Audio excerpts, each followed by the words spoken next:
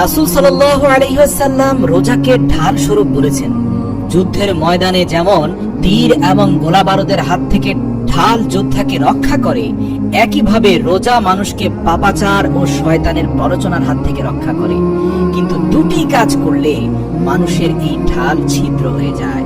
প্রিয় দর্শক, আজকের এই ভিডিওতে আমরা জানবো যে দুটি অভ্যাসের কারণে রোজার ঢাল ছিদ্র হয়ে যায়।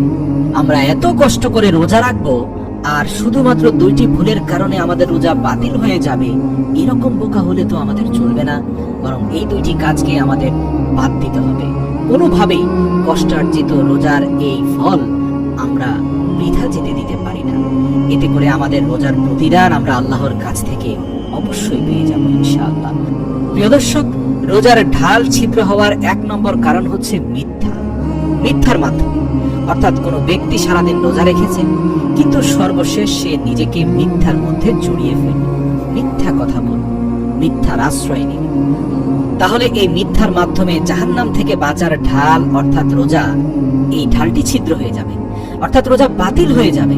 রোজার যে পরিপূর্ণ সওয়াব রয়েছে তা সে কখনোই অর্জন করতে পারবে না, শুধুমাত্র এই মিথ্যার মাধ্যমে। আর মিথ্যার ব্যাপারে আমরা সবাই জানি, মিথ্যা এমন একটি বিষয় যে মিথ্যা হচ্ছে মুনাফিকের একটি আলামত। একটি হাদিসে এসেছে, মিথ্যা এতটাই দুর্গন্ধময় যে ফেরেশতারা কয়েক মাইল দূরে অবস্থান করে এই দুর্গন্ধের কারণে। তাহলে অবশ্যই আমাদের এই মিথ্যা থেকে বেঁচে থাকতে হবে, কারণ আমরা যদি চাই আমাদের রোজা আমরা সংরক্ষণ করে রাখবো, তাহলে অবশ্যই আমাদেরকে মিথ্যা থেকে বেঁচে থাকতে হবে। কারণ আমরা যদি চাই আমাদের রোজা আমরা সংরক্ষণ রাখবো, মিথ্যা থেকে বেঁচে না থেকে কোনোভাবে রোজাকে সংরক্ষণ করা সম্ভব নয়। প্রিয় দর্শক, এবার আসুন কিভাবে আমরা মিথ্যাটা বলে থাকি। রমজানে সাধারণত অনেক অবসর সময় থাকে, আর এই মুহূর্তে আমরা যা করি সেটা হচ্ছে গাল গল্পে মেতে উঠি। আর এরকম গল্প গুজবের মধ্যে অধিকাংশই বানানো গল্প থাকে, মিথ্যার সয়লাভ ঘটে। আবার অনেকে ঠাট্টার ছলে মানুষকে হাসানোর জন্য বিভিন্ন ধরনের মিথ্যাকে ইনিয়ে বিনিয়ে বলে থাকেন, আর মনে করেন মজার জন্য বলেছি, গুনাহ কোথায়? প্রিয় দর্শক, এটি আপনার রোজাকে তছনছ করে দিচ্ছে। কখনো জেনে শুনে সারাদিন উপোস থাকার মতো এত মহতি একটি রোজার আমলকে ধ্বংস করে দেবেন না মিথ্যার জন্য। রোজা ধ্বংস হওয়ার দ্বিতীয় কারণটি হলো গীবত করা।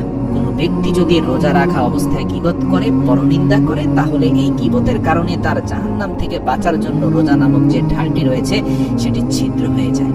নরমাল দিনগুলোতে আমরা বিভিন্ন ধরনের কাজকর্ম নিয়ে ব্যস্ত থাকার কারণে তেমন একটা আড্ডা বা কথাবার্তার সময় পাই না, কিন্তু রমজান মাসে আমরা একটু কাজকর্ম কম করাতে কথাবার্তা বা আড্ডা একটু বেশি দিয়ে থাকি। তো এই অবসরের সময় সবাই একসঙ্গে যখন আমরা গল্প করি, তখন আমাদের মধ্যে এই গীবত অতিমাত্রায় ছড়িয়ে পড়ে, এবং এই গীবতগুলো করে নিজেদের মধ্যে আমরা নিজেরা গর্ববোধ করে থাকি। আমরা মনে করি যে আমরা খুব ভালো কাজ করেছি, অন্যের অন্যায় প্রকাশ করি, কিন্তু এটা আমরা কখনোই কল্পনা করি না যে এই গীবতের কারণে কিয়ামতের দিন আমরা জান্নাতে প্রবেশ করতে পারবো না, আমাদের রোজাগুলো নষ্ট হয়ে যাবে। তাই আমরা কারো গীবত করব না, বরং এই রমজান মাস হওয়া উচিত নিজের অন্তর থেকে গীবতে কুপ্রবৃত্তিকে ধ্বংস করার মাস। আসুন প্রতিজ্ঞা করি, মাহে রমজান থেকে, আজ থেকে কোনো দিন কারো পরচর্চা পরনিন্দায় ব্যস্ত থাকবো না। সবসময় মানুষের ভালো দিকগুলোকে উপস্থাপন করব, সবাইকে উৎসাহ দিব। এভাবে সমাজের মধ্যে হিংসা বিদ্বেষ লোপ পাবে, মানুষের মধ্যে সৌহার্দ্য সম্প্রীতি বৃদ্ধি পাবে, আত্মীয়তার সম্পর্কগুলো ভালো থাকবে। মনে রাখবেন, গীবত এবং পরচর্চা আমাদের দেশে বেশি বলেই আমাদের দেশে আত্মীয়তার সম্পর্কগুলো বিষাক্ত হয়ে যাচ্ছে। হে আল্লাহ, আপনি আমাদের এই দুটি ভাইরাসের হাত থেকে পুরো উম্মাহকে রক্ষা করেন।